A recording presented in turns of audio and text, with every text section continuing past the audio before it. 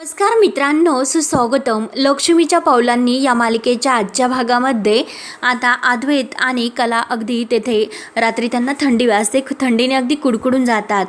तर अद्वैत म्हणतो की खरंच काय थंडी आहे, एका ठिकाणी नाही थांबत.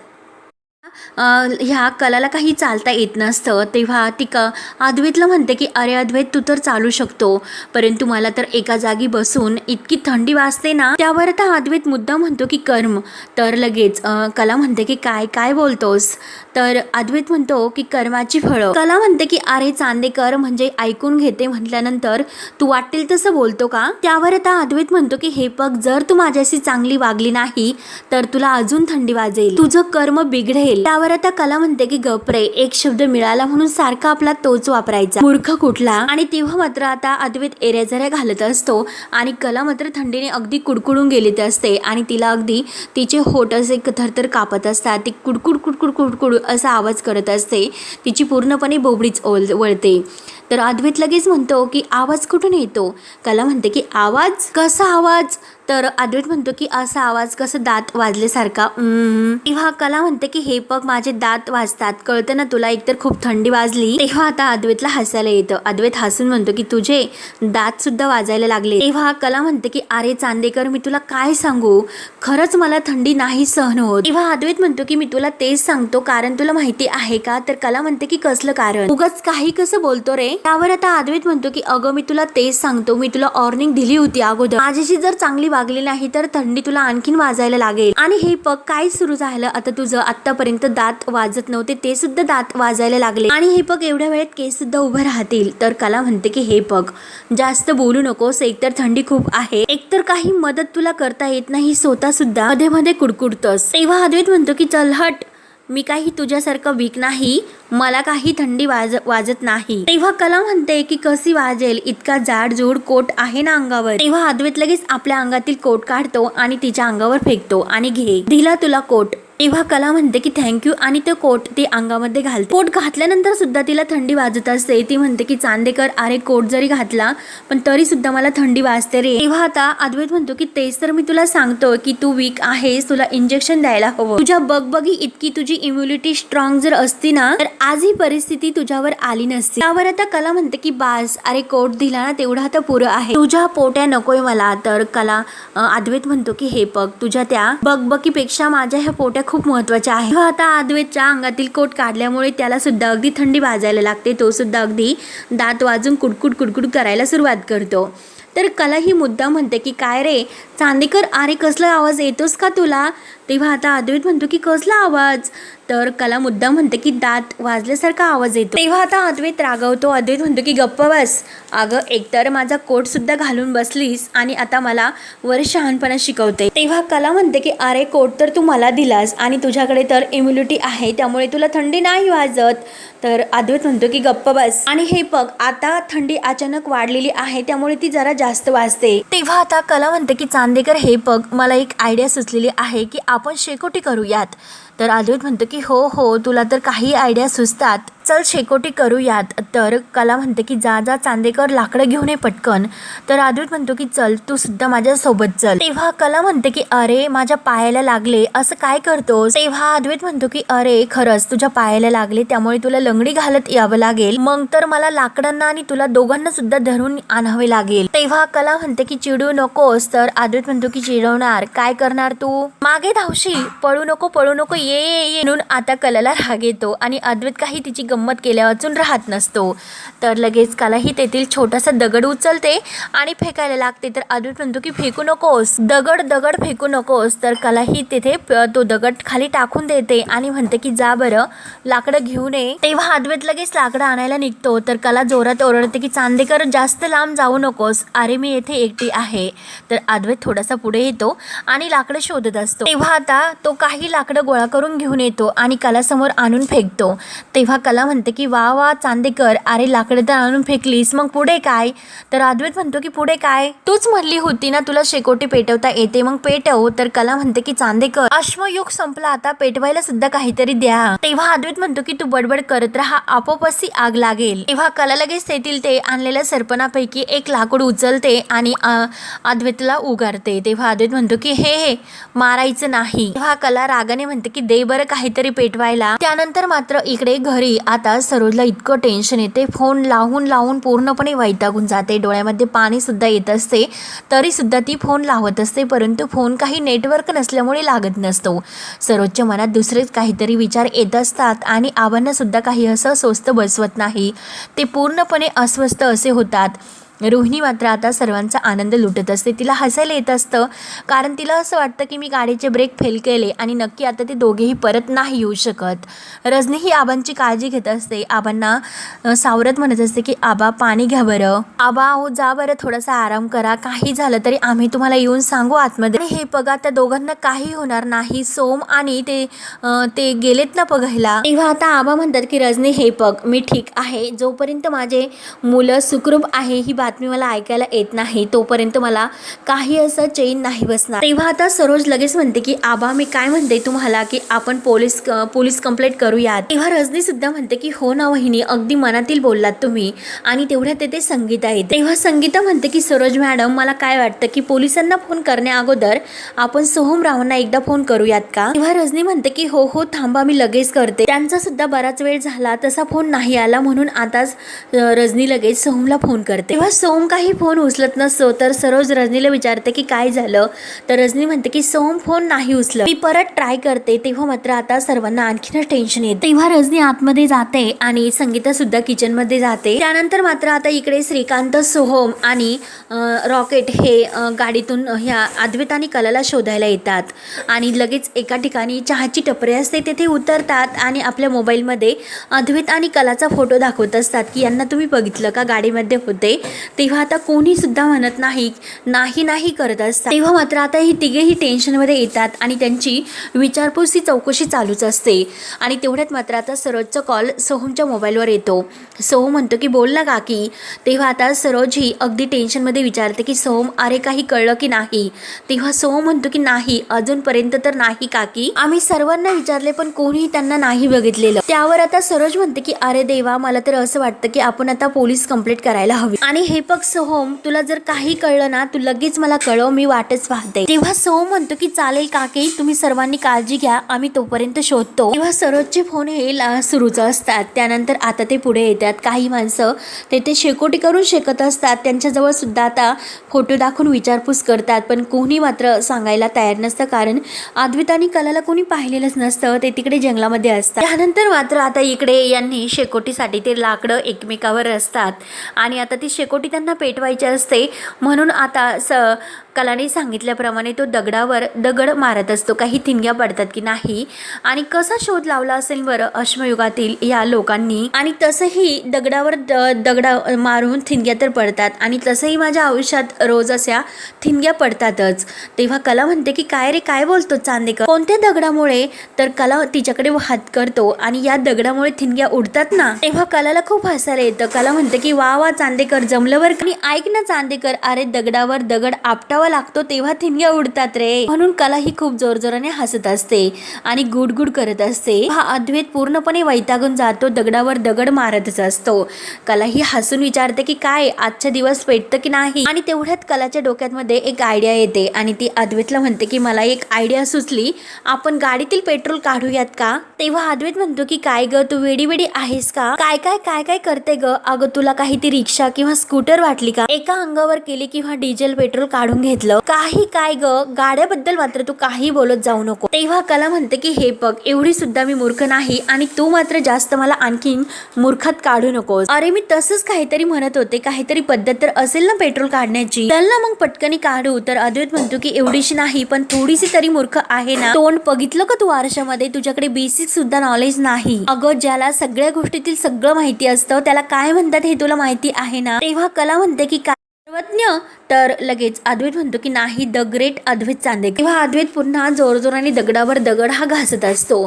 तर कला त्याला म्हणते की अरे मी तुला तेच सांगते की चल ना काढूयात पेट्रोल. तेव्हा अद्वैत म्हणतो की हे बघ अगं, गाडीला मेन प्लग असतो आणि तो काढल्यानंतर आपण त्यातून पेट्रोल घेऊ शकतो, परंतु ती रिस्क मात्र मी नाही घेऊ शकत, त्यामुळे तू हे काही विषय काढू नकोस. तर कला म्हणते की मग काय केलं असेल अश्मयुगातील माणसाने. तेव्हा अद्वैत चिडतो. अद्वैत म्हणतो की मला काय माहिती, मी होतो का तेव्हा, आणि हे बघ मला जास्त आणखीन त्रास देऊ नको, खूप असा इरिटेट होतोय मी.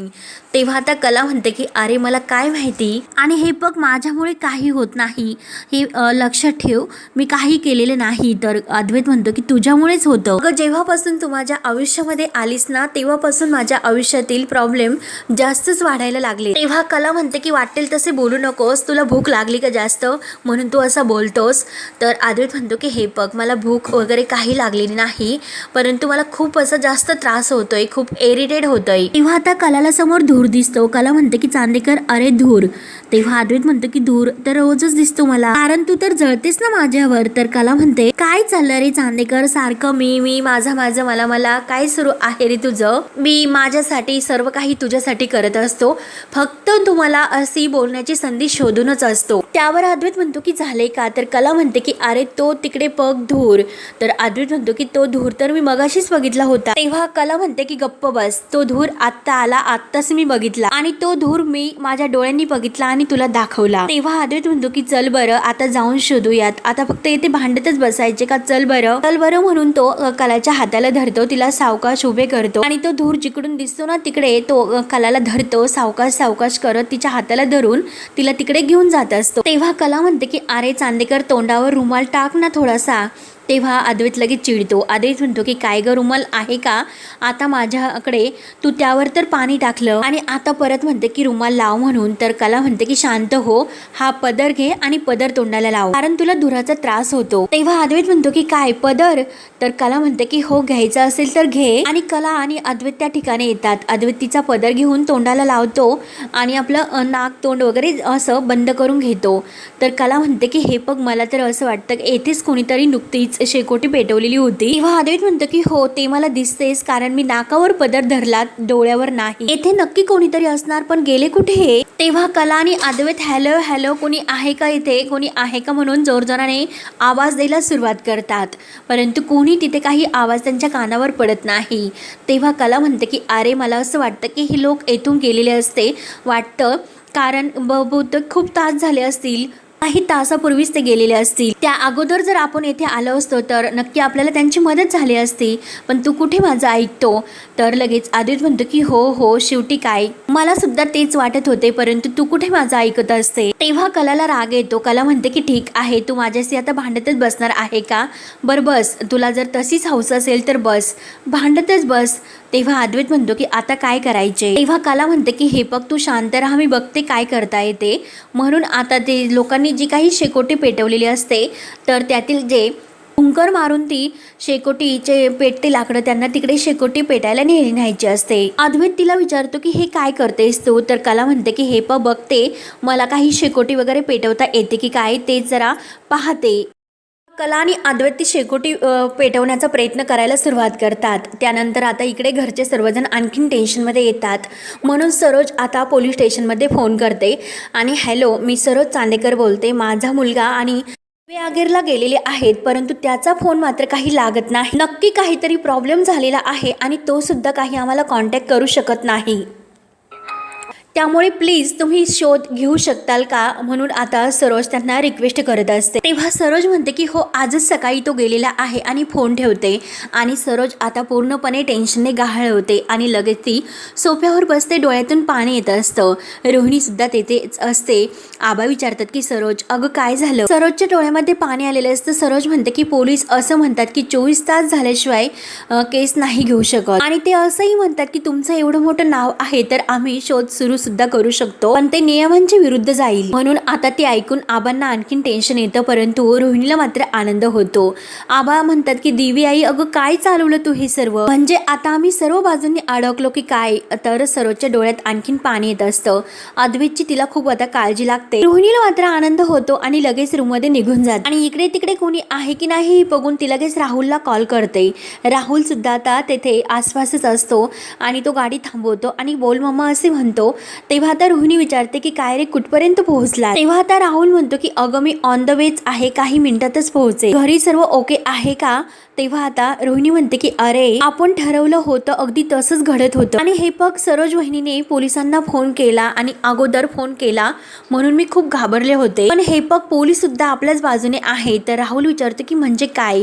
तर रोहिणी म्हणते की अरे पोलिसांनी सांगितलं जोपर्यंत 24 तास पूर्ण होऊ शकत नाही तोपर्यंत ते काही लिहून नाही घेऊ शकत. ते ऐकून तर राहुलला खूप आनंद होतो. तर रोहिणी म्हणते की हे बघ तू तोपर्यंत काय कर की पटकन तिकडे पोहोच आणि ते डील क्रॅक कर. तेव्हा राहुल म्हणतो की हो मम्मा मी सगळं काही नीट करेल. तेव्हा रोहिणी म्हणते की बरं काही झाले तरी मी तुला कळवते. तेव्हा बाय करून राहुल फोन ठेवतो. तर रोहिणी खुशून आता मनात म्हणते की आता ह्या लव बर्ड्सला कोण वाचवते पाहतेच. त्यानंतर आता इकडे अद्वैत आणि कला ती शेकोटी पेटवतात आणि मस्त शेकत असतात. तर कला खुशून विचारते की काय रे चांदेकर कसं वाटतं. आणि तो त्याच्या लहानपणीच्या गप्पा सांगतो की जेव्हा मी लहान होतो तेव्हा एकदा शेकोटी समोर बसलो होतो. तेव्हा कला सुद्धा तिच्या लहानपणीच्या गोष्टी सांगते की अरे आम्ही सुद्धा आमच्या लहानपणी खूप असे शेकोटी करायचो. आम्ही काय शेजारी काय एकत्र मिळून कॉफी प्यायचो, हुरडा पार्टी करायचो, खूप असे धमाल करायचो, गाण्याच्या भेंड्या खेळायचो, काही विचारू नको. शेकोटी करत शेकता शेकता खूप काही करायचो. पूजा गिरीला तर शेकोटी करत चंद्र पगत अंगणामध्ये दूध प्यायचो, खूप मज्जा यायची. तर अद्वैत म्हणतो की ही असली मज्जा मला कधीही करायला मिळाली नाही. तर कला म्हणते की हो ना, नसतं एखाद्याच्या नशिबामध्ये हे सर्व काही, त्यामुळे तू इतका नशिबान नाहीस रे तेवढा. तेव्हा अद्वैत म्हणतो की हो का, पण मी मोठमोठ्या गाड्यामध्ये फिरलो, फॉरेनला जाऊन वेगवेगळी ठिकाणे सुद्धा मी बघितली, हे सगळं तर तू बघितलं नसेल त्यामुळे तू तेवढी नशिबान नाही. तेव्हा कला म्हणते की बघ हे सर्व करायला नशीब नाही तर पैसा लागतो. तेव्हा अद्वैत म्हणतो की पैसा असायला सुद्धा नशीब लागतो. कसलं तरी आता त्यांना आवाज येतो खडखड खडखड असा. तर कला आणि अद्वैत इतके घाबरतात. तर कला डायरेक्ट अद्वैतच्या मिठीत येते आणि त्याच्या मिठीत डोकं ठेवून अगदी दडून बसते. आणि चांदेकर तर अद्वैत तिला जवळ घेऊन म्हणतो की खुडखुड खुडखुड छो छो छो असं करत असतो. तर कला घाबरत विचारते की चांदेकर अरे गेलं का ते. तर अद्वैत म्हणतो की हो गेलं वाटतं, पण शांत राहा, आवाज मात्र करू नकोस. कला लगेच आपलं डोकं वर काढते आणि गेलं का असं विचारते. तेव्हा दोघेही एकमेकांकडे पाहतात. एकमेकांकडे पाहता पाहता लगेच लांब होतात आणि परत ते कावरे बावरे होऊन अगदी शेकोटी जवळ शेकायला बसतात. तेव्हा कला तर खाली मान घालते. तर अद्वैत म्हणतो की हे बघ तुझ्यामुळे होतं हे सर्व. त्यावर आता कला विचारते की माझ्यामुळे, सांग ना मी काय केलं. त्यावर अद्वैत चिडून म्हणतो की तुला चांगलंच माहिती आहे की काय होतं आणि काय नाही. तेव्हा कला म्हणते की काय रे, म्हणजे तो जो काही प्राणी आला होता तो केवळ माझ्यामुळे आला होता का, असं तुझं म्हणणं आहे का. आणि तेवढ्यात दोघेही खाली मान घालतात आणि अद्वैत त्या शेकोटीचे लाकडं पुढे करत असतो आणि कला लगेच त्यावर एक लाकूड लोटते आणि अद्वैतच्या हातावर ती तिनगी पडते. अद्वैत जोरात आई ग असे ओरडतो आणि परत कलावर चिडतो की काय मी तुला सांगितलं होतं ना की असं काही करू नको, तुझ्यामुळे सर्व काही होतं. त्यावर आता कला म्हणते की काय रे मी काय केलं रे, आता मी तर तुला हात सुद्धा लावला नाही आणि उगाचच. तेव्हा अद्वैत म्हणतो की तू माझ्या डोक्याला ताप देतेस. कला म्हणते की मी तुझ्या डोक्याला ताप देते, तू आता माझ्या डोक्याला आणखीन ताप देऊ नकोस. आणि काय रे तुम्हाला असं बोलायला जंगलामध्ये घेऊन आलास का मूर्ख कुठला. तेव्हा अद्वैतला राग येतो. अद्वैत म्हणतो की हे बघ मूर्ख वगैरे म्हणू नकोस. तेव्हा कला म्हणते की हो जा माझं सुद्धा डोकं जरा वेळ शांत हो. तेव्हा अद्वैत म्हणतो की बघ बर का मी खरंच निघून जाईन इथून. तर कला म्हणते की हो जा कुठे जाणार आहे, जाऊन तू जा बरं. तेव्हा अद्वैत म्हणतो की हे बघ मी जर निघून गेलो तर तू घाबरशील, येथे घाबरून बेशुद्ध सुद्धा पडशील. त्यावर आता कला म्हणते की निघ. अद्वैत म्हणतो की हो चाललो मी. तर कला म्हणते की हो निघ. अद्वैत थोडा पुढे जातो. तर कला म्हणते निस्ती बडबड करत असतो. तेव्हा आता कला तिथे शेकोटीला बसते आणि मागे वळून पाहते आणि तो काही अद्वैत दिसत नाही. तेव्हा कला म्हणते की बापरे हा वेडा खरंच गेला की काय. तेव्हा अद्वैत खरंच पुढे येतो आणि पुढे आल्यानंतर त्याला इतकी भीती वाटत असते आणि इकडे कला सुद्धा चांदेकर म्हणून घाबरते. अद्वैत पुढे येतो आणि समोर तो उडी मारणार तोच लगेच वरून एक झाडाची छोटीशी फांदी खाली पडते. अद्वैत खूप घाबरतो, कोण आहे म्हणून वर पाहतो. तेव्हा स्वतःचाच पाय तो खाली आपटत असतो आणि कोण आहे असे करत असतो. असतो आणि विचार करतो की खरंच आता आणखीन पुढे जाऊ की नको. तेव्हा आता मी पुढे जाईल, परंतु खरेच काय, ती तर तिकडे एकटीच आहे, ती आणखीन घाबरेल. म्हणून तो सुद्धा खूप घाबरतो आणि परत इकडे तिकडे मागे वळून पाहत पाहत परत तो कला जवळ यायला निघतो. तेव्हा कला इकडे विचार करते शिकता शिकता की चांदेकर मला सोडून नाही जाणार. तो म्हटला पण नाही, तो मला सोडून नाही जाऊ शकत, तो परत येईल, माझ्याशी भांडेल, बोलेल वाटलंच मला, तो मला सोडून नाही जाणार. आणि तेवढ्यात अद्वैत इतका घाबरत पळत धावतच येतो आणि समोर कलाला पाहतो आणि मग तिच्याकडे बघत म्हणतो की घाबरत सुद्धा नाही, आणि अशी कशी घाबरत नाही म्हणून समोरचे 2-3 असे छोटेले दगड उचलतो आणि एक एक दगड असा पुढे फेकत असतो. तेव्हा अद्वैतला वाटतं की आता नक्की ही घाबरेल, परंतु कलाने मात्र ओळखलेलं असतं आणि कला ही मुद्दाम आता घाबरत सुद्धा नाही. तिला माहिती असतं की नक्की दुसरं तिसरं कोणी नसून हा अद्वैतच आहे. तेव्हा आता त्या दगड फेकल्याने काही उपयोग होत नाही म्हणून अद्वैत चोर पावलांनी येतो आणि मागून मात्र भो असं करतो. तरी सुद्धा कला काही घाबरत नाही. अद्वैत एकटक तिच्याकडे पाहत असतो आणि तिला विचारतो की काय ग, तू घाबरली नाहीस का? तर कला म्हणते की अरे वाघाला घाबरत असतात चांदेकर, शेळीला नाही. अद्वैत म्हणतो की काय, तुम्हाला शेळी म्हणालीस? तर कला म्हणते की सॉरी बोकड. तेव्हा कला म्हणते की अरे बरं झालं तू गेला होता, जरा शांतता होती, कशाला आलास रे परत? तेव्हा अद्वैत म्हणतो की तू घाबरशील म्हणून आलो. कला म्हणते की काय म्हणजे, बायकोची काळजी वाटली तर तुला म्हणून तू परत आलास ना? त्यावर आता अद्वैत म्हणतो की काही वाटेल तसं बोलू नकोस, परत तो नॉनसेन्सपणा सुरू करू नकोस, मला काही तुझी भीती वाटलेली नाही. तेव्हा कला म्हणते की हे बघ, तुला कबूल करायला, काही मान्य करायला प्रॉब्लेमच असतो. तेव्हा अद्वैत म्हणतो की हे बघ, काय मान्य करायचे त्यात, नाही वाटली काळजी तर नाही वाटली. तेव्हा कला ही स्वतःची हसते आणि खुशून म्हणत असते मनात की मला माहिती आहे की चांदेकर, अरे तुला माझी काळजी वाटली होती म्हणूनच तू इतक्या धावत परत आलास. तेव्हा आता कला खुशून लगेच त्याच्या गालगुच्छ धरते आणि तसाही चांदेकर, अरे तू वाईट नाहीस, क्यूट आहे क्यूट, आणि त्याचे गाल धरलेले असतात. तर अद्वैत म्हणतो की खरे गाल सोड माझे, आणि लगेच मागे होतो आणि हे बघ, गाल मात्र धरू नकोस, मी काही क्यूट ब्यूट नाही, काही पण बोलते आपलं. तर कला हसून म्हणते की क्यूट आघाऊ, आणि अद्वैतकडे बघून हसत असते. तेव्हा आता हा भाग येथे संपतो. पुढील भागामध्ये घरी इकडे सर्वांना खूप टेन्शन येते आणि आता सर्वजण टेन्शन मध्ये असताना रोहिणी सर्वांसमोर म्हणत असते की बोलताना मला खूप वाईट वाटतं, परंतु त्यांच्या गाडीवेडीचं जर काही होऊन त्यांच्या दोघांचा जर खूप मोठा ऍक्सिडेंट झाला असेल तर. तेव्हा आता सरोजला खूप राग येतो. सरोज ही रोहिणीवर ओरडते की रोहिणी गप्प बस. त्यानंतर आता कला आणि अद्वैत इकडे पायी चालत चालत पुढे येतात. तर कला ही पुढे गाव पाहते आणि अद्वैतला म्हणते की चांदेकर, मी तुला म्हटले होते ना पुढे जाऊन आपल्याला नक्की काहीतरी गाव वगैरे लागेल. तेव्हा आता तेथील गावातले काही लोक त्यांना भेटतात, बायका भेटतात. तर कला म्हणते की नमस्कार, अहो वाटेमध्ये येता येता गाडी बंद पडली म्हणून चालत चालत असे आलो. म्हणून आता त्या गावातील बायका वगैरे सर्व काही त्यांना अगदी तेथे घेऊन येतात, चहापाणी करतात आणि आजच्या दिवस तुम्ही इकडेच राहा असे म्हणतात. तर कला म्हणते की हो हो राहतो आम्ही.